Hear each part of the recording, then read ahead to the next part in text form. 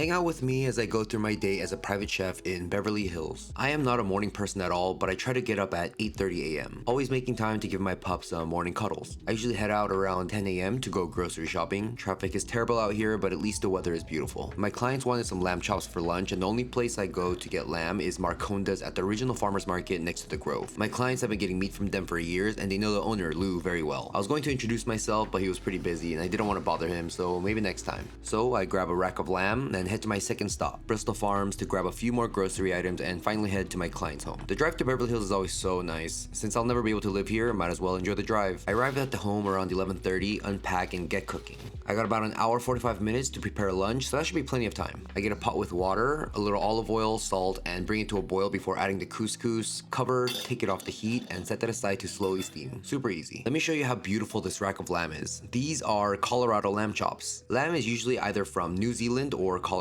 Colorado lamb chops are typically meatier, larger, and much more delicate in flavor. They are not nearly as gamey as lamb chops from New Zealand, and if you're not a fan of gamey lamb, I would highly recommend you at least give Colorado lamb chops a try. You might change your mind. Now with a beautiful rack like this, I would normally crust it, cook it whole, but they prefer the lamb chops individually seasoned and grilled as opposed to roasted and sliced afterwards. They also requested I remove as much of the fat as possible, then I toss them with garlic oil, cumin, parsley, chives, and salt, and leave that to marinate for about an hour. I made a quick herb relish with more garlic oil, parsley, chives, mint, fresh lemon juice, sherry vinegar, and salt. Then drizzled in some fine olive oil. This would taste good with fish, chicken, beef, literally anything. The couscous was done at this point, so I put it in a bowl, broke up the large clumps, and let it cool before adding in our herb relish to season it. I wanted a nice acidic, crunchy component for the lamb to cut the fat, so I made a mini salad with these crunchy Persian cucumbers, cherry tomatoes, some of that herb relish again, and pickled shallots. This is gonna go perfectly with the lamb.